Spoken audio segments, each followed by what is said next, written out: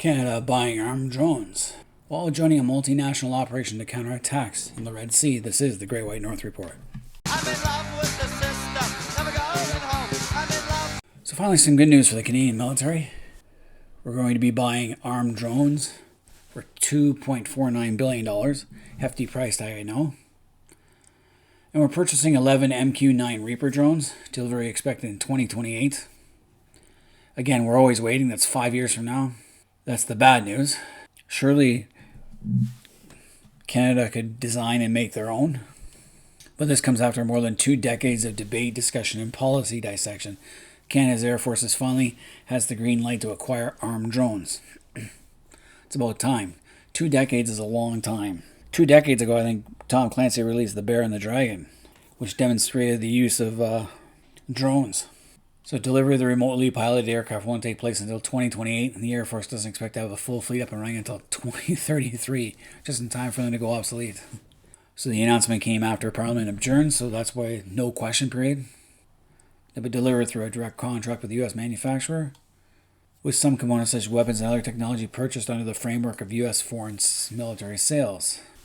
Why did it take 2 decades? Well, it's a long and winding path through the federal bureaucracy. We have too much red tape when it comes to military acquisitions.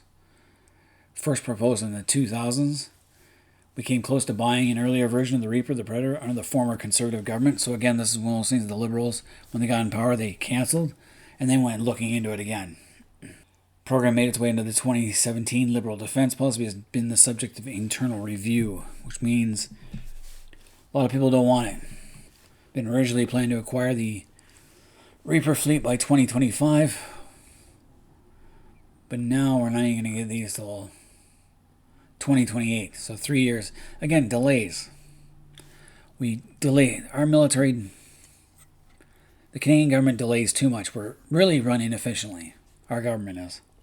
This also happens when you have a diverse cabinet instead of a cabinet that actually has experience knowing what they're dealing with. So the delays were because they not sure how they perform in the Arctic, though drones have proven themselves in other difficult climates. And there'll be modifications to withstand the harsh Arctic environment. Drones themselves will be stationed at the military base in Greenwood and Comox, our 2 main bases. So one in each end of the country. There should be one in the middle too. The US, the UK, Italy, France, and Spain have all acquired the Reaper, but the amount of time Canada's version will spend in the far north is a matter of concern. So that's good news that we're getting them. Just the bad news is, obviously, the price tag. By waiting so long, the price tag got steeper thanks to inflation. And the delivery time is not exactly great. That's 5 years from now. I'll say 4, because we're almost at 2024 now. Next up we got U.S. Canada joined multinational operation to counter attacks on commercial ships in the Red Sea, because missile drone attacks by Yemen's Houthi rebels have disrupted naval trade in the region. For some reason, the Houthi rebels think that their war is connected to Israel in some bizarre way. Of course, they are being provoked by Iran, and the Iranian government probably wants them to do that in order to put pressure on Israel and put pressure on Muslims everywhere. Because this comes at a time where things have been quieting down. Many Muslim countries in the region have been seeking peace deals with Israel. Egypt, Saudi Arabia, and others.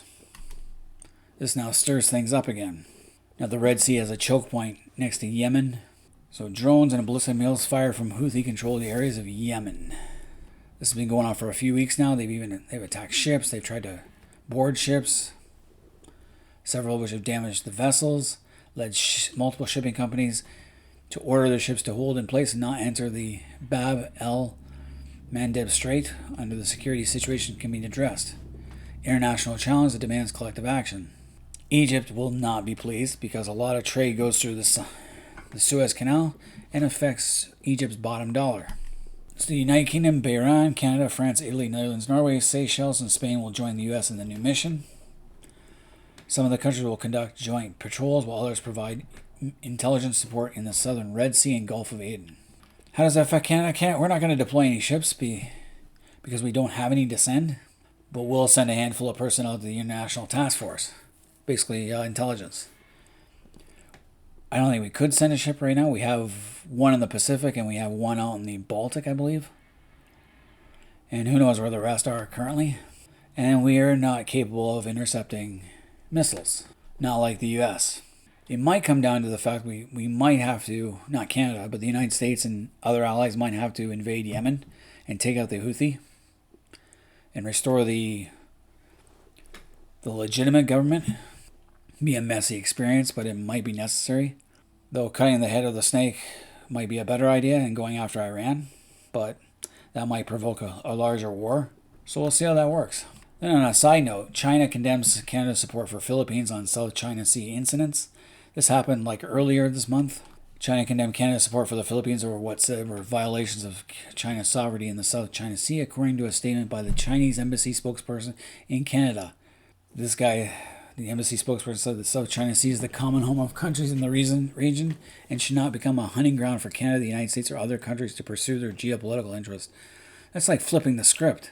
If anything, it's the Chinese who are using the South China Sea as a hunting ground and trying to chase all the other predators out so they can get all the natural resources. China and the Philippines have had several confrontations around the second Thomas Shoal, which is an atoll in the South China Sea. The Philippines sunk a destroyer out there, and they've been using it as an outpost. And there's like less than 30 guys on a boat in the middle of nowhere. And every time the Philippines try to do supply runs, the Chinese will send in their Coast Guard or their maritime militia vessels. How is that even a thing? It's called the reserves, but usually they don't go that far out. Repeatedly firing water cannon at its resupply boats and deliberately ramming a vessel near the disputed waters. What will stop that is a large multinational fleet stationed near those waters, patrolling it and chasing them out. That would definitely put an end to that. The United States has voiced opposition. And of course, confrontations in these waters drew condemnation from Canada and the government states in denouncing the actions taken by the People's Republic of China against Philippine civilian and government vessels in the South China Sea. Because why? Because China claims the entire region. It's a 9-dash line. Despite the fact that an international tribunal shot down those claims, Indonesia, Malaysia, Vietnam, Taiwan, and the Philippines all denounce it. They all have claims in that region, or to parts of it. And China's the one that's stirring that mess. Now, what does that have to do with Canada? It has to do with the fact that our Navy is in such terrible shape and that we cannot support the Philippines very much. We could send maybe a couple of ships out there to help patrol it. Just like in Yemen, we're not going to send any ships. And this emphasizes the need for us to get our Navy going faster and get recruitment going. So these two things, the closure of the straits to commercial ships and what China is doing in the South China Sea, should be a wake-up call to Canada. It's time to start rebuilding our military forces and stop with the political bickering and the bureaucracy that goes with all this stuff. So the good news is we're getting the drones. Bad news is it's going to be 4 years from now. And hopefully we can continue. We don't cancel this contract and anything other stupid things like that. But any Canadians out there, let me know what you guys think of the drone buying. Price tag's a little steep, but of course, you waited too long. 2 decades ago, this would have been more manageable. And any thoughts on Yemen, the Yemen rebels doing what they're doing, and in the China Sea? Leave comments in the comment section. Hit the like button, subscribe if you're new to the channel. And until next time, this has been the Great White North Report. I'm in love